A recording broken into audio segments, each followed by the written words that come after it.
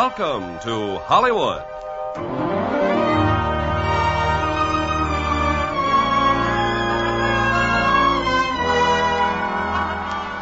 The Armed Forces Radio and Television Service brings you the Hollywood Radio Theatre, starring Rock Hudson and Barbara Rush in Great Expectations.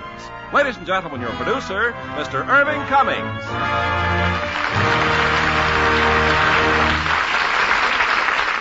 Greetings from Hollywood, ladies and gentlemen. This evening, we present these two fine Universal International artists in Charles Dickens' famous story, Great Expectations. Now, Act One of Great Expectations, starring Rock Hudson as Pip and Barbara Rush as Estella.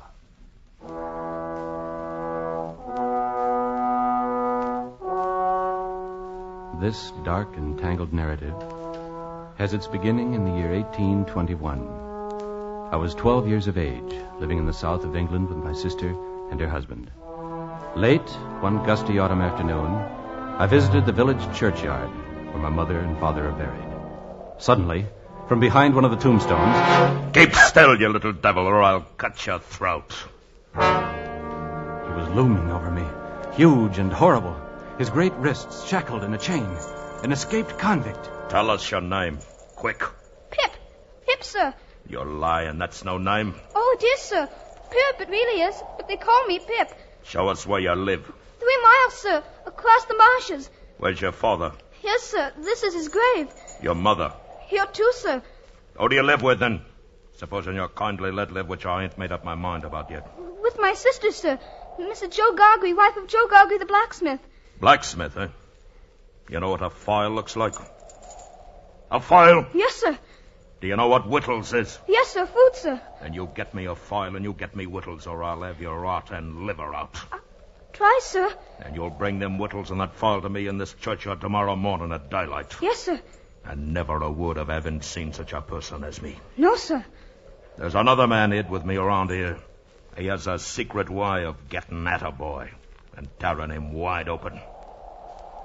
Now, say heaven strike you dead if you breathe a word. Heaven strike me dead if I breathe a word. Yeah. Now get you home. What sleep I had that night was plagued with the dreadful vision of the convict waiting for me in the churchyard. I was up long before dawn. From the pantry I stole a pork pie and some brandy, and from Joe's shop a file. I ran most of the way. It gave me less time to think. I'm here, sir. You brought no one with you? No, sir. This is for you, sir. What? Pork pie and Joe's brandy. Here, give it here. Think you have the chills, sir. I'm much of your opinion, boy. The food now. The food! Are you starved, sir? I'm glad to see you enjoy it, sir. Thank you, boy. Thank you, I do. Aren't you going to leave any for him? Him? Your friend, the other man. I did not say he was a friend of mine. Anyway, he's gone. Now give us the file, boy. If there isn't anything else, sir, please go home now. Yes, go home. I'm beholden to you. Thank you, boy. Thank you. All day long, the mounted soldiers swarmed over the marshes, searching for the convicts. They were captured, both of them. On the way back to the prison ship, the sergeant's horse lost a shoe, so they stopped at Joe's blacksmith shop. With them was the convict I had helped. So, you caught them both, Sergeant. What happened to the other one? The corporals took him on ahead. We'd not have got this one if it wasn't for the help that somebody gave us. Hey, Magwitch? Ain't right now? That's right enough. What are you looking at the boy for? No reason. Sergeant, I wish to say something respecting this here escape. You do, eh? Well, say it. It might prevent some persons from suffering suspicions now that I know it was my shipmate who turned me in. Well? I stole some food from this blacksmith's house last night. You were in my house last night? I stole a dram of liquor and a pork pie. The pork Hi, Ma. Mrs. Fair tore the house down looking for that. I'm sorry to say I ate your pie. Oh, you're welcome to it, as ever it were mine. We wouldn't have you starved to death, would us, Pip? No, Joe, no. Now, get back to your forge, blacksmith. It's getting late. It was a year later when an adventure of quite another sort befell me. My great-uncle Pumblechook came to the house on a very mysterious errand. That's all I know, Mrs. Joe. Miss Havisham sent word that she wants the boy to call on her. You hear that, boy? Yes, ma'am. But, Uncle, it don't make sense. What she want him for in that great old house? Pip, do you know who Miss Havisham is? The strange lady who nobody sees. Aye, and she's mad. Ain't she, Mrs. Joe? She may be mad, but she's rich enough to make the boy's fortune. The message said she wants Pip to come to her house and play. Then he'd better go and play, or I'll work him good. Get to the pump, boy. Get to the pump and scrub till you shine.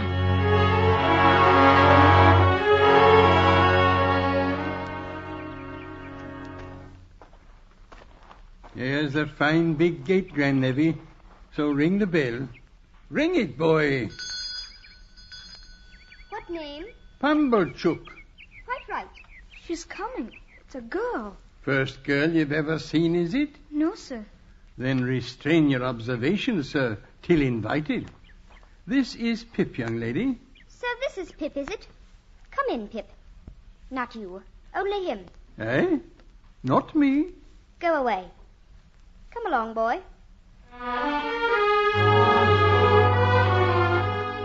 The house was like nothing I had ever seen before or since, with a musty smell and dust and cobwebs everywhere, as if the house had died. Not a ray of sunlight. Only the glimmer of a candle in the hand of the little girl and the ring of our footsteps on the stone. This door, boy. Over here. After you, miss. Don't be silly. I'm not going in. Who is it? Who's there? Pip, Mum. Mr. Pumblechook's boy. Come to play.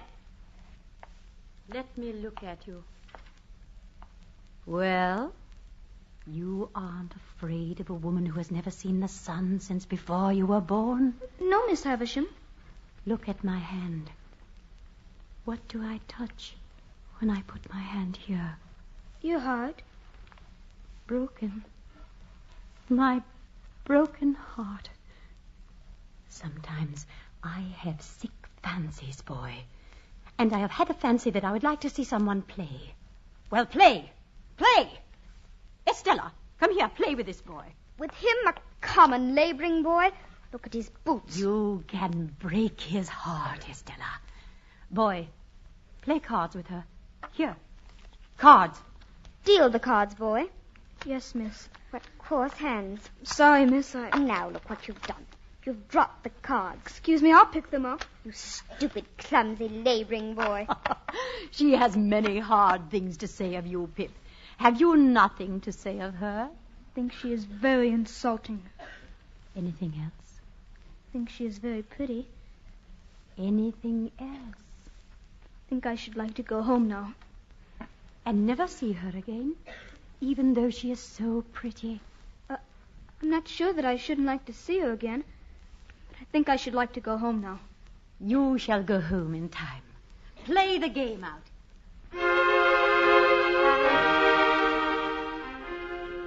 Thereafter, in accordance with Miss Havisham's wishes, I made innumerable visits to the great house. Each time, with her cruel, tormenting smile, Estella would meet me and take me to Miss Havisham. Well, boy? Well, miss? Am I pretty today? Yes, I think you are very pretty. Am I insulting? Not so much as Tuesday, miss. Not so much so. Take that, you coarse little monster. What do you think of me now? I won't tell you. Why don't you cry again, you little wretch? You cried the first day, didn't you? I saw you. You went through the gate crying. She'll never cry because of you again. Open the door. Today she's in there. This was one of the many rooms I had never before entered. In the candlelight, I saw an immense table with chairs about and laden with dishes in fine silver. Seated at the head of the table was Miss Havisham. Do you know what that is in the center of the table? No, ma'am. A wedding cake. My wedding cake, Pip. Long before you were born, it was placed there. It and I have worn away together. The mice have gnawed at it, Pip, but sharper teeth have gnawed at me. There, boy. Run along now, run along. You'll find Estella in the garden.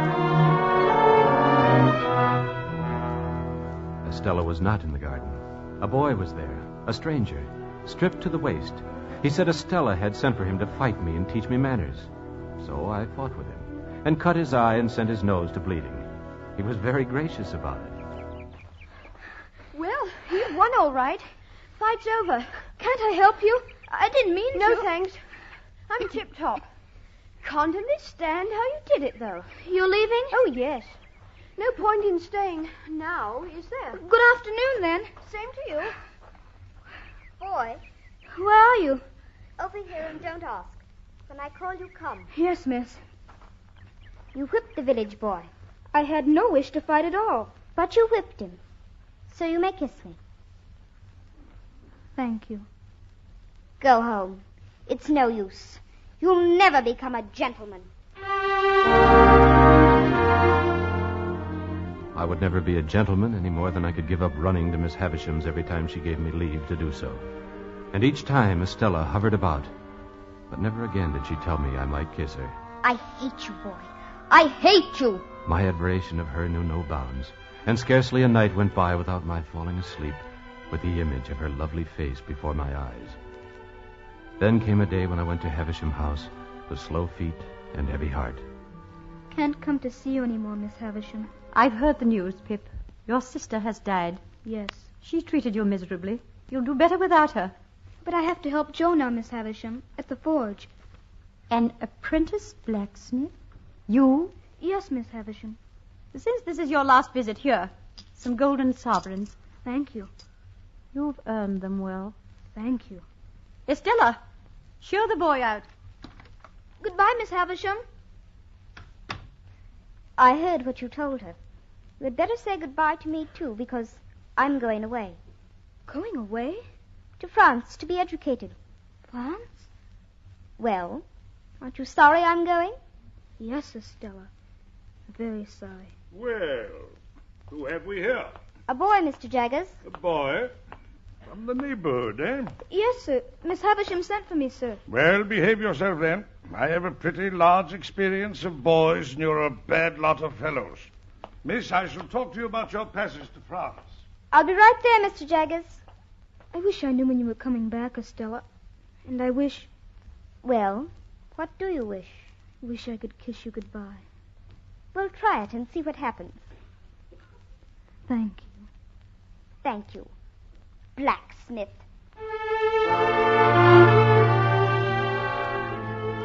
My boyhood had ended, and my life as a blacksmith began. I was happy enough, especially when Joe brought Biddy into our house as the new Mrs. Joe, a trusted friend of both of us and a blessing on the household. In the 6th year of my apprenticeship, I saw Mr. Jaggers again. He came to the cottage asking to see Joe and me alone. So you are the blacksmith, eh? By name Joseph or Joe Gargery? Yes, sir. Have you an apprentice commonly known as Pip? I'm Pip, sir. So you're Pip. My name is Jaggers. I'm a lawyer in London. You'd better close that door. Yes, sir. Now, Joseph Gargery, I am the bearer of an offer to relieve you of this young fellow. You would not object to cancelling his apprenticeship for his own good? You would want nothing for so doing? Oh, heaven forbid that I should want anything for not standing in Pip's way. Oh, he's a fine, good lad, sir. Very well, then. I come now to the young fellow himself. To him I say that he has great expectations. I am instructed to inform him that he will come into a handsome property. Pip! Wait, Joe, wait. Further, it is the desire of the present possessor of that property that he shall be immediately removed from his present sphere and brought up as befits a young gentleman, and that he always bear the name of Pip. If you have any objection, mention it now. I have no objections. I should think not, indeed. Further, Mr. Pip, you are to understand that the name of the person who is your benefactor is to remain a profound secret until the person chooses to reveal it. Yes, sir. If you have any suspicion as to whom that person might be, keep that suspicion within your own breast, sir. Well, Mr. Pip? I have no objection. Now then, kindly consider me your guardian. Thank you, sir. Let me tell you, I am well paid for my services, otherwise I should not render them. I shall arrange for you to come to London in 2 weeks. You will need some new clothes. Here, sir, 20 guineas. Well, Joseph Gargery, you look dumbfounded. Hey, sir, I am. Then good night, Mr. Gargery. Good night, Mr. Pip.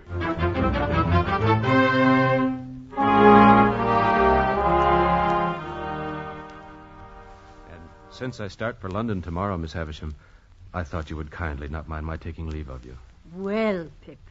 Well, I must say your new clothes are quite handsome. Miss Havisham, I have come into wonderful good fortune since I've saw you. I have seen Mr. Jaggers, Pip. I've heard all about it. Have you had any news from Estella? Oh, yes. Prettier than ever, I dare say, and admired by all who see her. You, too, have a promising career. Be good and deserve it. Yes, Miss Havisham. Thank you, Miss Havisham. Thank you for everything.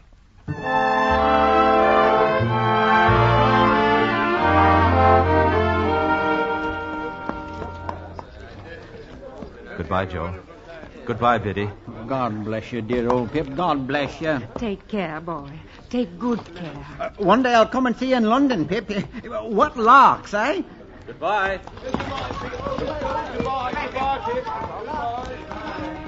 Joe, who's behind all this? Who could it be, Joe? You'd best not worry your head over that, love. Just wave goodbye to a young gentleman. A young gentleman of great expectations.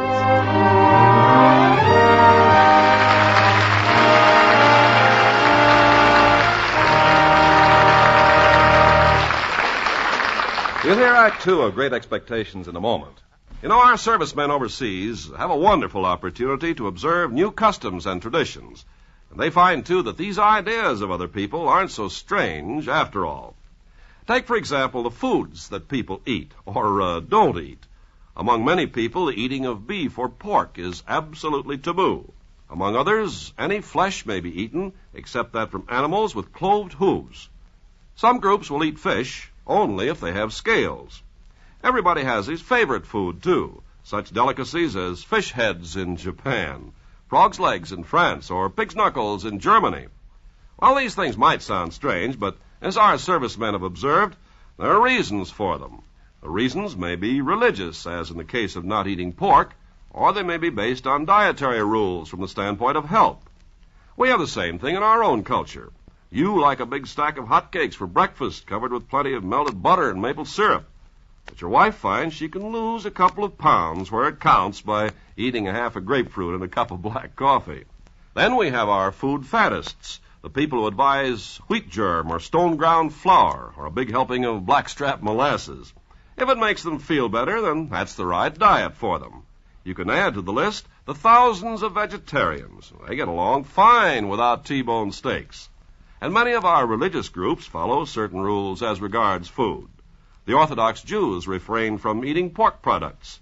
Catholics abstain from eating meat on Friday. Other orders have certain days for fasting.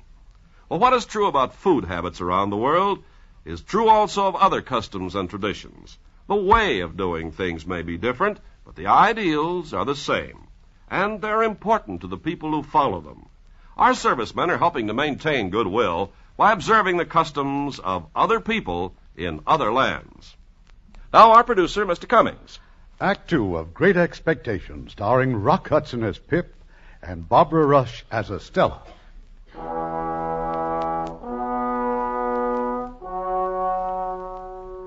London. The glory and wonder of London. And I was a part of it now. Or rather, soon would be. Upon my arrival, I went at once to the offices of Mr. Jaggers. So you have arrived safely, Mr. Pip. Well, we shall soon settle you. Wemmick, bring the file on Mr. Pip. Yes, sir.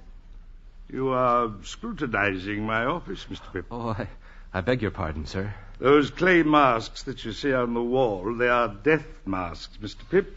Deceased clients. I have had the honor, sir, of defending some of the most distinguished criminals of the generation. Yes, sir. Mr. Pip's file, sir? Mr. Pip Wemmick here will conduct you to Barnard's Inn. You will share rooms there with a Mr. Herbert Pocket. Yes, sir. Mr. Pocket will assist in your acquaintance and the manners of London. I take it this is agreeable? Indeed, sir. Next money. Your allowance will be £250 per annum. A very handsome sum of money, too, I think. Undoubtedly, Mr. Jaggers. Of course, you'll go wrong somehow, but that being neither fault nor affair of mine, why spend time talking about it, eh? Goodbye, then, Mr. Pip, and good luck. My rooms in Barnard's Inn were most comfortable, and the young man I shared them with, Herbert Pocket, most amiable. After supper that night, we suddenly found ourselves staring at each other. Why, you're the boy. No, you're the boy. The boy who knocked me down in Miss Havisham's garden. I knew I'd seen you someplace before. Well, then, instead of new friends, we're old friends. If Miss Havisham had taken a liking to me instead of you, suppose I should have been provided for. I might even be engaged to Estella. Herbert, who is Estella? Why, Miss Havisham's ward. Brought up by Miss Havisham to wreak revenge on all the male sex. Wreak revenge? Good heavens, Pip, I thought you knew. Knew what? Oh, dear me. Anyway, some 20 years ago, Miss Havisham fell passionately in love with a stranger. The marriage was arranged, the wedding date was set, and the day of the marriage arrived, but not the bridegroom. Instead, he sent a note and bade her farewell. Miss Havisham fell immediately ill. When she recovered, if ever she did, she laid the whole place waste, as you have seen it, and has never since looked upon the light of day. But when did she adopt Estella? I don't know. You know as much about Estella as I do.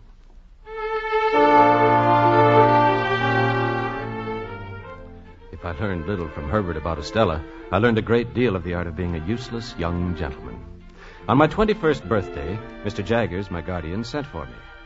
Sit down, Mr. Pip. Now then, what do you suppose you are living at the rate of?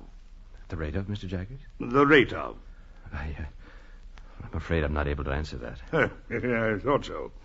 Well, I've asked you a question. Have you a question to ask of me? It would be a great relief to ask you several questions, Mr. Jaggers, if it were not forbidden. Ask one. Is my benefactor to be made known to me today? No, ask me another. Well, I was wondering if I had anything to receive. Yes. I thought we should come to that. Wemmick. Oh, yes, sir. Mr. Pip, you have been spending pretty freely of late and are in debt, of course. I'm afraid I must say yes, sir. You know you must say yes. Yes, sir. Wemmick, hand Mr. Pip that piece of paper. Thank you. Tell me what it is, Mr. Pip. It's a banknote. A banknote for £500. And at the rate of that handsome sum per annum, and at no higher rate, you are to live until your benefactor appears. Will it still be years hence, Mr. Jaggers? I cannot answer that. Good afternoon, Mr. Pip.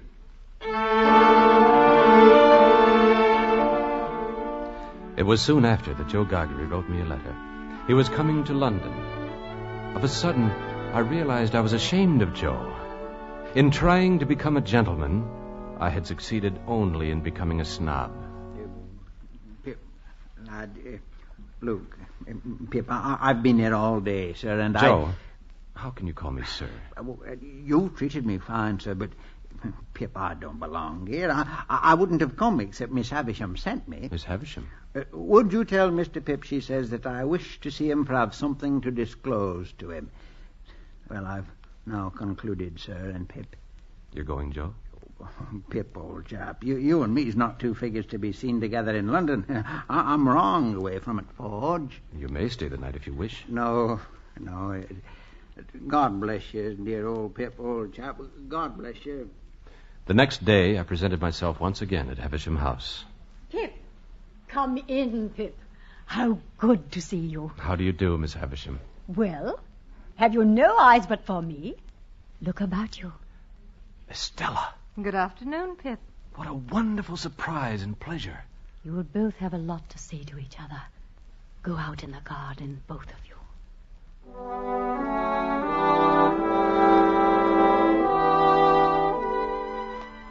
And this is where you had the fight that day with Herbert Pocket.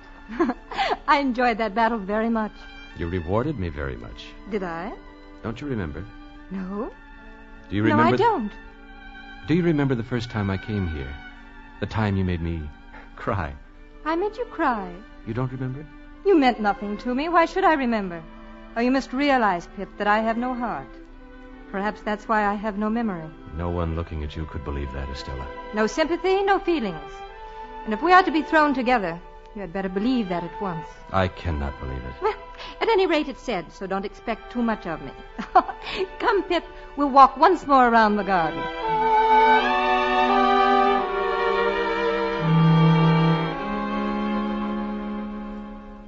Is she beautiful, Pip? Graceful, well-grown? Do you admire Estella, Pip? Everyone must who sees her, Miss Havisham. She is going to London soon. Then I shall be the happiest man there. Love her. If she favors you, love her. If she tears your heart to pieces, love her. I made her to be loved, Pip.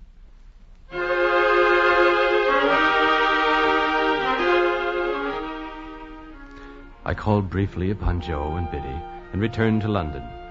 A week later, it was my unbounded pleasure to extend my arm to Estella as she stepped off the coach from Surrey. We sat and talked in a nearby coffee house. But what do you mean, Estella? You are not staying in London? I mean that I shall be staying in Richmond. Oh, praise heaven, only 10 miles from here. But why Richmond? Well, I'm going to live at a great expense with a lady there who has the power of showing me to people and people to me. You will have a gay time, Estella.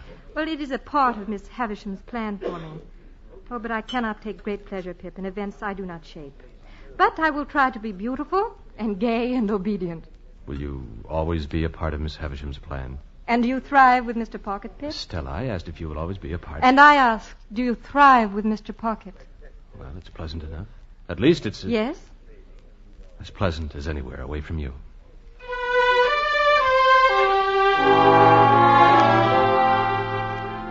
With Estella so near London, I was able to see her often in the months that followed.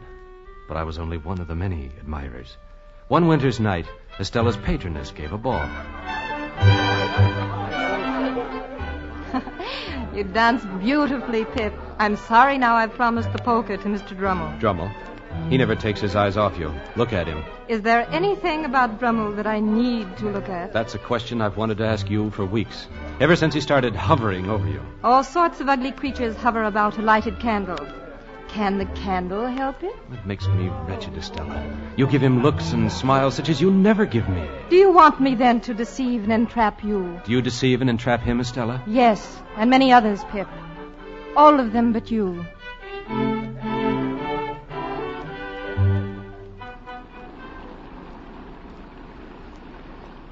Late that same night, I went back to London. Herbert had not yet come home. I thought it was his knock that I heard on my door. But when I opened the door, an old man stood before me, his long white hair and his black cloak dripping with rain. Mr. Pip? Aye, Mr. Pip. What's your business here? I'd like to sit down first. It's disappointing to a man after having come so far. I don't know what you mean, sir. Wait. Is there anyone else about? Why do you ask that? You're a gayman, Pip. I'm glad you growed up to be a gayman. There's no one here. Look at me. Who am I? Well, how do I know who you... The churchyard. The convict I gave food to. You acted noble, Pip, and I never forgot it. Never. There was no need for you to come here to thank me. I wanted to see you again. If I spoke harshly to you just now, I'm sorry. How have you been living? I've been a sheep farmer, far away in New South Wales.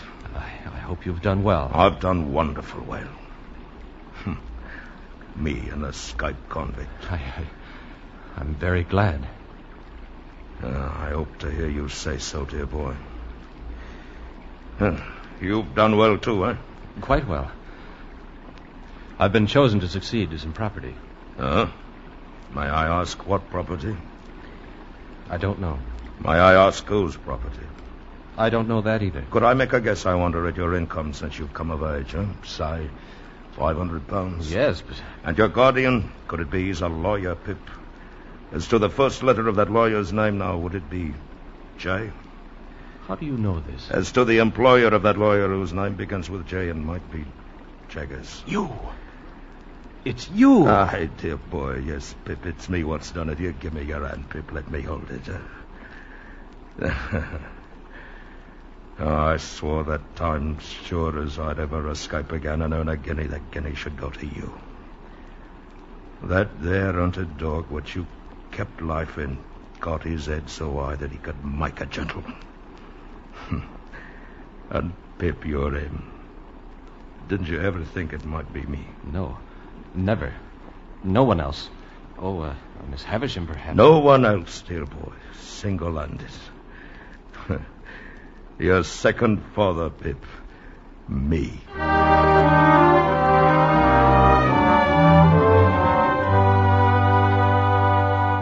Mr. Pip, is it so early in the day? I must talk to you, Mr. Jaggers.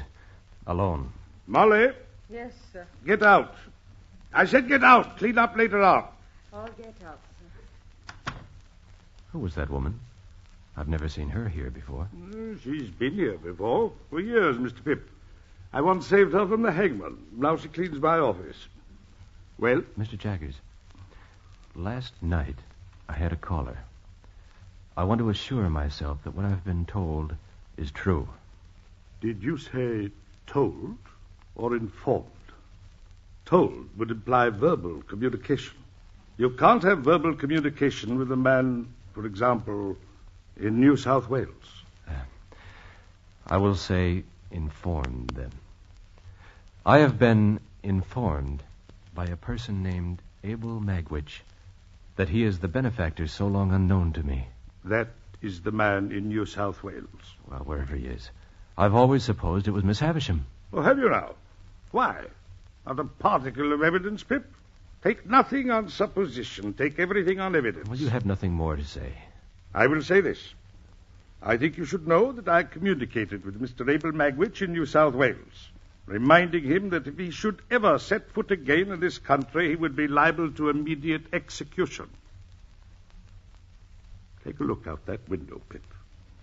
Yonder you'll see the prison yard. What is occurring in the prison yard? Horrible. They're preparing to hang. Surely not all those people. 8, I believe, this morning. Happens every day. Magwitch has enemies here who would not hesitate to inform on an escaped convict. There is a reward for such as want it. I see. But no doubt he has guided himself by my caution and has remained in New South Wales. But if Mr. Magwitch were in this country, he would have to be got out of this country at once, would he not?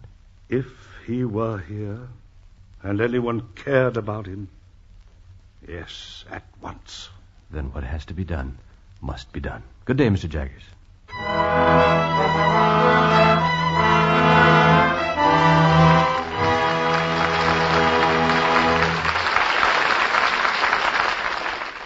You probably remember when the waves of the North Sea burst through Holland's dikes and turned the little country into a land of terror. It was Western Europe's worst flood disaster. More than 1,400 people were killed, and over 60,000 were made homeless. The property loss was greater than that suffered during World War II. But America answered the call from the Dutch people. Within just a few hours, United States Army helicopters were evacuating hundreds from the danger areas. Mercy planes filled with blankets, coats, shoes, and food brought quick relief in the emergency. Among the many who contributed was the 82nd Airborne Division. They remembered the courage and the help displayed by the Dutch people when they parachuted into Holland in 1944. This one unit collected nearly 20,000 pounds of clothing and over $12,000 in cash for relief in the flooded country. Now, there was no official drive behind this operation. It emerged right from the heart, a spontaneous, genuine reaction to a country struck by disaster. It proved once more that in the hour of need, people will reach across borders and oceans to help their fellow men. Such acts by you and your friends today are shaping our world of tomorrow. We pause now for station identification.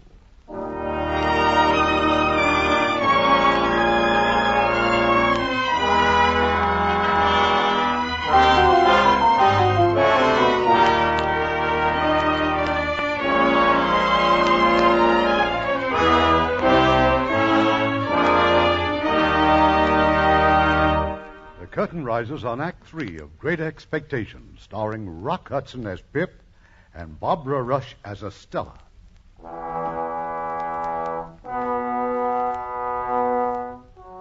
At last I had the truth. I knew my benefactor, and I knew he was now risking his life only that he might see me. I had but one course to follow. Somehow I must get Abel Magwitch out of England and remain at his side as long as he lived. With one man only did I share the secret, Herbert Pocket.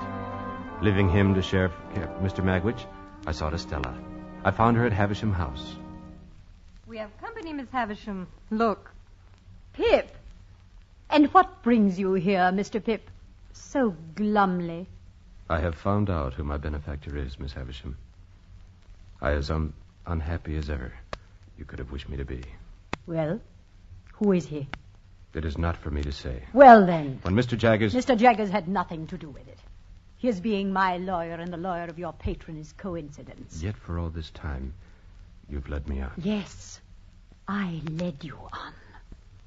Was that kind? Who am I, for heaven's sake, that I should be kind? What little more I have to say is for Estella. I would have spoken sooner, Estella, but I believed that Miss Havisham meant us for one another. I felt I could not tell you my real feelings while you were not free to choose for yourself. But now that I am going away, I can speak. I have loved you, Estella, since I first came into this house. And I have warned you not to love me. But you would not be warned. Is it true that Bentley Drummle is here in Surrey pursuing you? Quite true. And that you encourage him to do so? Quite true. You cannot fling yourself at such a man. Should I fling myself at you, Pip, who would sense at once that I can bring nothing to you? But you can't love him, Estella. Well, I am going to marry him. Oh, Pip, don't be afraid of my being a blessing to him. I shall not be that. Here is my hand. Let us part on that. You'll get me out of your thoughts in a week. Goodbye, Pip. Let her go, Pip. What have I done? What have I done? I had not reached the gate of Havisham House when a frightful scream sent me rushing back. I heard a window shatter and saw a sheet of angry flame, and the terrified face of Miss Havisham as the fire enveloped her. I dashed to the room and carried her out and went back a second time to smother the flames. A falling candle must have started the fire. But Miss Havisham could not say. Miss Havisham was dead. When I returned to London, I was summoned immediately by Mr. Jaggers. I had you come to my house for good reason, Mr. Pip. How do things fare at Barnard's Inn? Why do you ask? Because I have just got word that an old enemy of a certain convict knows of his presence here in London. I have been watched. I also heard that you are being watched. I? And might be watched again. So I advised a certain Mr. Herbert Pocket to get a certain individual out of the way while you were out of the way. Where are they? I shall take you there tonight. That night I joined them, Mr. Magwitch and our faithful friend Herbert Pocket. They were near Gravesend, hiding away in an obscure lodging house on the Thames River. It was here that we planned our escape. Twice a week, a packet boat left Gravesend Pier and crossed the channel into France. If someone was watching us, he'd be at that pier. We had to find some other way of boarding the packet boat. Far down the river was a buoy. Here we observed a boat could always stop to drop the river pilot, and on occasion to take on more passengers. That was where we would have to go aboard. Daily, Herbert and I went rowing in the river, becoming familiar figures to any who might otherwise suspect us. At last came the day we had waited for. But with it, stormy winds and heavy rain. 6 o'clock. Still have time if the storm let up. How does it look from the window, Pip? Black as ever. The river's too rough. That sea'd swamp us before we could... What is it, boy? On the beach. 2 men on horseback.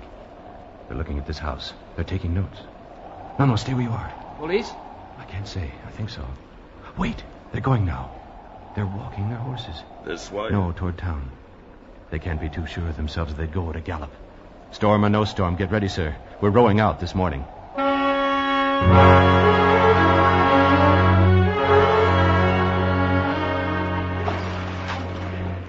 Aye, the storm stopped, Pip. Our luck's with us. Once we locate the buoy, we'll be all right. Row, Pip. Right oar, man. Right oar. Tell me something, Mr. Magwitch. What, dear boy? What I did for you as a child was such a small matter. Why have you done so much for me?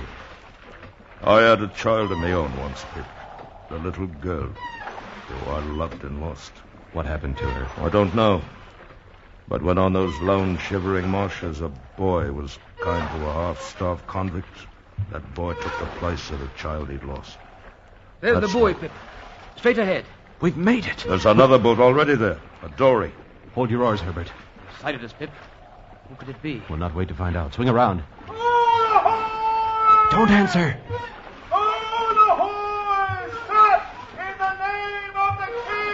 Pip, they're coming after us.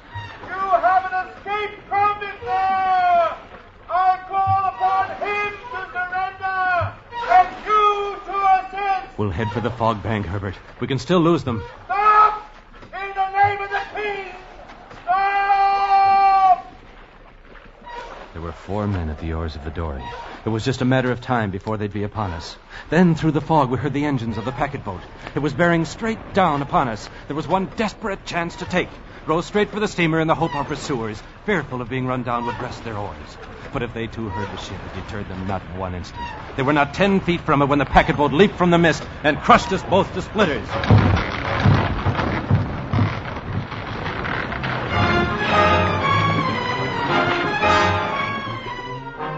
The next I knew, we were aboard the steamer. Mr. Magwitch was lying on the deck, his wrists once again bound by chains. They're taking us back, Pip. I'll never forgive myself for this. I'm all right. I'm content to have seen my boy and took my chance. Jaggers will help you, sir. Don't worry. Jaggers will get you off all right.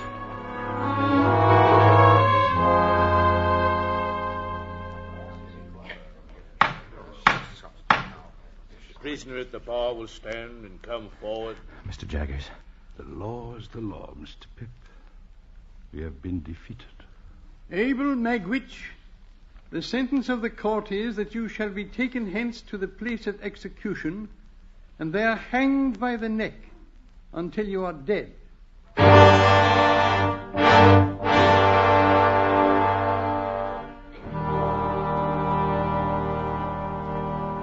I've just come from the warden, Pip. He'll be hanged day after tomorrow. There's nothing we can do. Nothing. But he may cheat the hangman yet. The old man is quite ill, Pip. I know. You realize, of course, that you will no longer inherit his fortune. That becomes the claim of the crown. The money isn't no interest to me.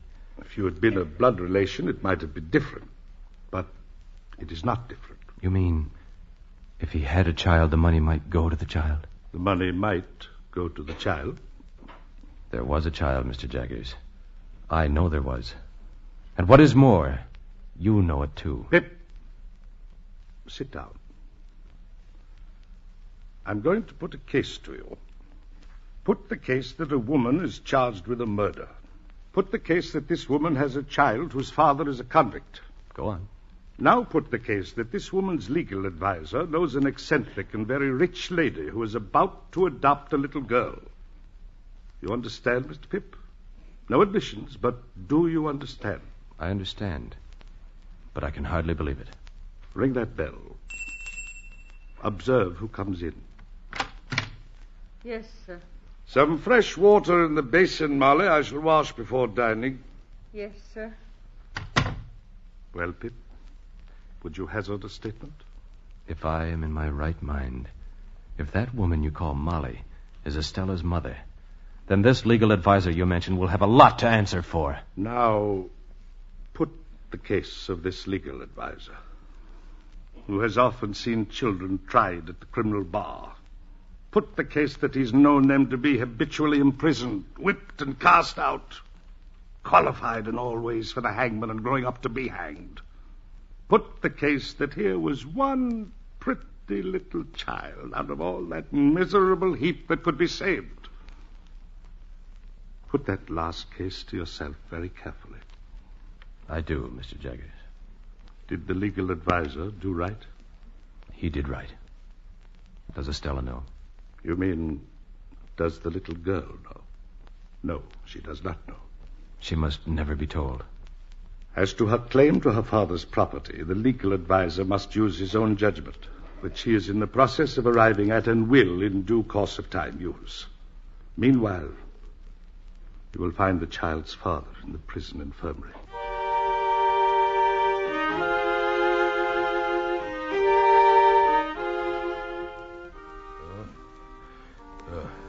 Oh, dear boy.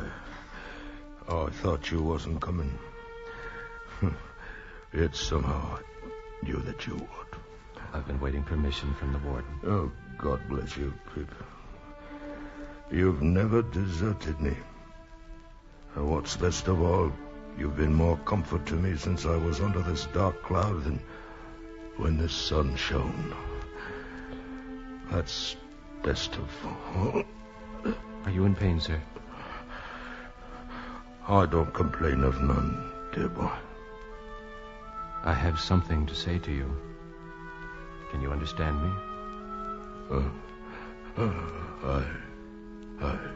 You had a child once whom you loved and lost. She lived, sir. What? She is a lady now and very beautiful. And I love her. What? Oh, Pip. You're on, Pip. You're on. Mr. Magwitch. Mr. Magwitch. Be merciful to him, O Lord. Be merciful.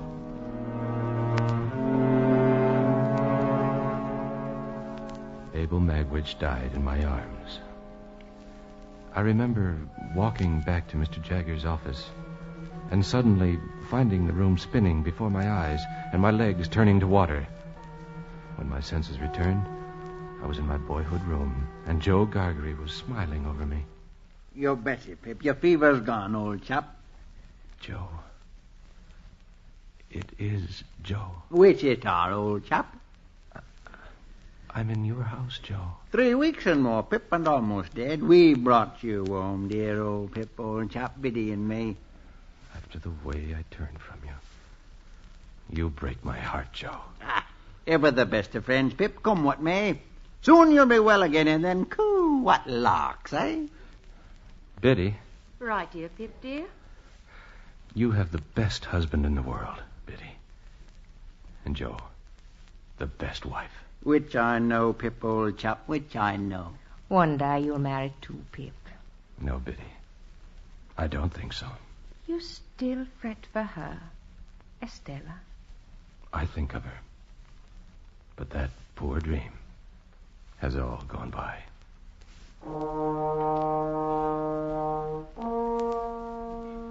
Has all gone by. I knew as I said these words that I intended to visit the great old house the first day I could get on my feet. When that day came, and I walked through the dark corridors, they were filled with echoes of years gone by. What name? Pumblechook. Quite right. Sometimes I have sick fancies. I would like to see someone play. Don't loiter, boy. You can break his heart. A coarse, common, laboring boy. I hate you. I hate you.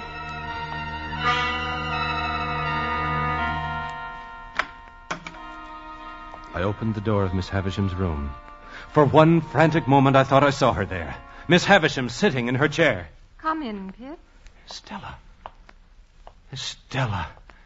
I thought you were in Paris with your husband. I have no husband, Pip. Haven't you heard? Well, I've been ill, Estella. I've heard nothing. When Mr. Jaggers disclosed to Bentley Drummel who my parents were, he no longer wished to have me for a wife. Well, Pip, why don't you laugh? You have every right. I have no wish to laugh, Estella. Oh, you've no need to pity me. This house is mine now, and I shall live here, away from the world and all its complications. Estella, how long have you been here? I don't know. You must leave this house. It's a dead house. Nothing can live here, Estella. This is the house where I grew up. It's part of me. It's my home. It was Miss Havisham's home. But she's gone. Gone from both of us. Oh, she is not gone. She is still here, in this very room. Then I defy her. I have come back, Miss Havisham. I have come back to let the sunlight in. Oh, Pip! I shall open the drapes, Miss Havisham. I shall rip down the drapes!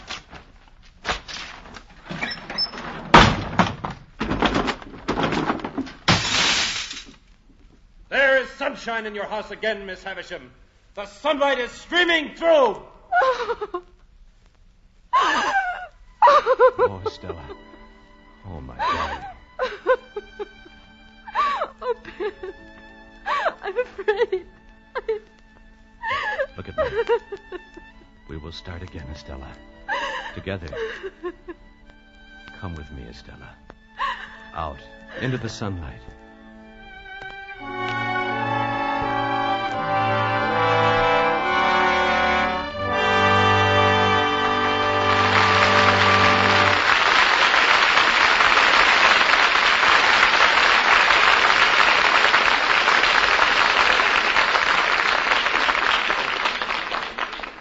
In a moment, our stars will return. There's a thought for you to keep in mind, as many another American has. There's hardly a home in Western Germany, for instance, which doesn't reflect the influence of Ellen McCloy, wife of our former High Commissioner to Germany. When Mrs. McCloy arrived in Germany in 1949, she decided to be more than just the wife of the High Commissioner. There were nearly 10 million outcasts in the western area, refugees from the occupied countries, bewildered people who needed guidance and encouragement. Mrs. McCloy knew that big problems can be solved from small beginnings, so she bought a few sewing machines and opened a sewing room where the women could make warm winter clothing for their families. Well, the sewing room was an immediate success. As they sewed, the women discussed common interests, found new friends. Within a year, 30 more sewing rooms were begun in the United States zone. Early in 1950, Mrs. McCloy began a series of visits which took her into every town in the U.S. zone, as well as the French and British areas. She spoke to the women, told them how American women lived and how they became good citizens. She spoke honestly with German housewives and pulled them out of the depths of self-pity by showing them the meaning of neighborliness. Well, these are but a few examples of what she did to help those who needed help. During her 3-year stay in Germany, Mrs. McCloy did much to assure the future of German democracy. As one German housewife put it, for us Germans, Frau McCloy is better even than the Marshall Plan.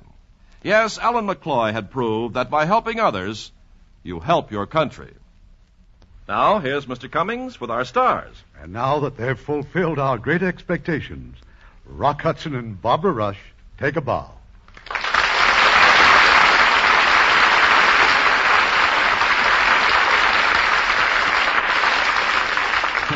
We certainly enjoyed doing the show, Mr. Cummings. Next week, Arlene Dahl on the Radio Theatre, co-starring with that brilliant newcomer, Richard Burton. And as our play, we have chosen one of the great love stories of all time, 20th Century Fox's impressive drama of the star-crossed lovers, David and Bathsheba. And that's one I won't miss. Good night. Good night. Good night. It was wonderful seeing you again.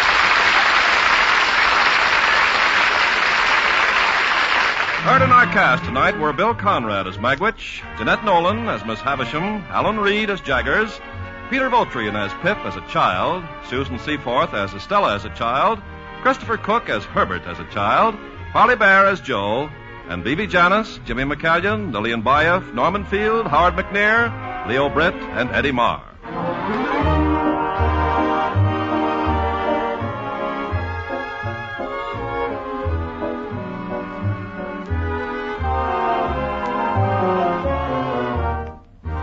Hollywood Radio Theatre is produced by Irving Cummings. Our orchestra is directed by Rudy Schrager. This is your announcer, Ken Carpenter, inviting you to be with us again next week at this same time for another presentation of the Hollywood Radio Theatre. This is the United States Armed Forces Radio and Television Service.